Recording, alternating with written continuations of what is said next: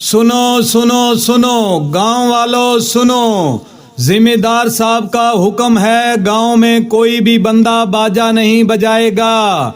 अगर किसी ने गांव में बाजा या तूती बजाई तो जिम्मेदार उसे सख्त सजा देगा। भाई मैं तो बड़ा बाजा खरीद लाया हूँ। अरे भाई, तुम अपने बाजे की बात करते हो, मैं तो तुमसे बड़ा बाजा लेकर आया हूँ।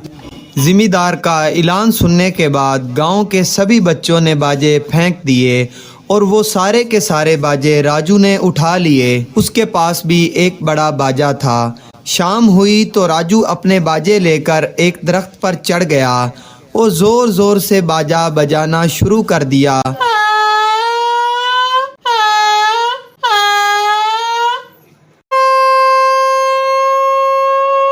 जमींदार के कानों में बाजे की आवाज़ आई तो नौकरों से बोला, ये जो कोई भी बाजा बजा रहा है उसे मेरे पास पकड़ कर ले आओ।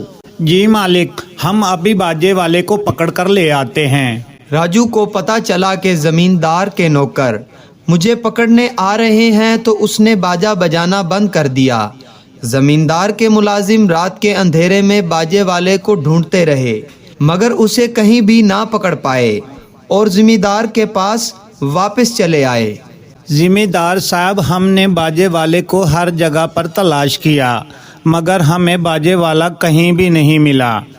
अगले दिन गांव में फिर से ऐलान किया गया, सुनो सुनो सुनो गांव वालों सुनो, जिम्मेदार साहब का हुक्म है, गांव में कोई भी बंदा बाजा नहीं बजाएगा। अगर किसी ने गांव में बाजा या तूती बजाई तो जिम्मेदार उसे सख्त सजा देगा। रात को जिसने भी बाजा बजाया है उसको सजा जरूर मिलकर रहेगी। अगर वो खैरियत चाहता है तो बाजा बजाना बंद कर दे। राजू चुपके से मुलाजिमों की बात सुन रहा था। राजू को रात में बाजा बजाने की एक और तरकीब सूझी। उसने बाजे को दरख्त के साथ लटका दिया और उसमें एक लंबी पैंप लगा दी। शाम हुई तो राजू ने जोर से बाजा बजाना शुरू कर दिया।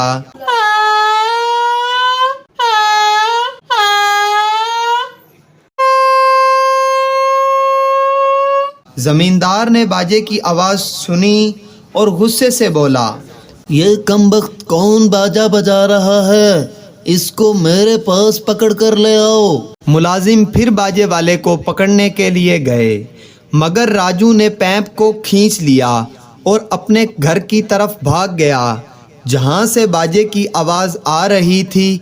मुलाजिम वहां पहुंचे तो वहां पर कोई नहीं था। एक मुलाजिम की नज़र दरख्त पर लटके हुए बाजे पर पड़ी। वो देखो, बाजा वहां पर लटका हुआ है। वो वहां से बाजा लेकर जमींदार के पास चले गए। तुम सब मुलाजिम मेरे किसी काम के नहीं हो, तुम एक बाजा बजाने वाले को नहीं पकड़ पाए।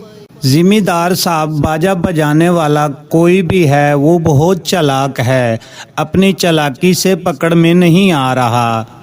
अगर वो चालाक है तो मैं भी गांव का जिम्मेदार हूँ। तुम सारे रात को पूरे गांव में छुप जाओ। जब भी कोई बाजा बजाने वाला आए तो उसे फौरन पकड़ लो। जमींदार के सभी मुलाजिम रात के वक्त गांव में छुप जाते हैं। आज तो बाजा बजाने वाले की खैर नहीं। जब सारे गांव वाले सो जाते हैं तो राजू अपना बाजा लेकर गांव के दरख्त के पास आ जाता है। अचानक गांव में शेर आ गया। शेर ने राजू को देखा तो राजू पर हमला करने के लिए दौड़ा मगर जमींदार के मुलाजिम ने भागकर राजू को शेर से बचा लिया। सारे गांव वाले जाग गए। जमींदार भी वहां पर पहुंच गया। राजू को देखकर बोला, देखो राजू, तुम्हारी इस अजीब हरकतों की वजह से सारे गांव वाले परेशान थे। अगर आज मेरे मुलाजिम गांव में ना छुपे होते तो तुम आज शेर का नवाला बन जाते। राजू सब गांव वालों के सामने बहुत ही शर्मिंदा हुआ और सबसे माफ़ी मांगने लगा। दोस्तों, इस कहानी से हमें ये सबक मिलता है कि हमेशा हमें अपने बड़ों की बात ज़रूर मान लेनी चाहिए। बड़े कभी कभी हमें गलत मशवरा नहीं देते, ہمیشہ ہمارے بھلے کا ہی سوچتے ہیں، اس لیے ہمیں بھی چاہیے کہ ہم ان کی باتوں کو ضرور مانیں۔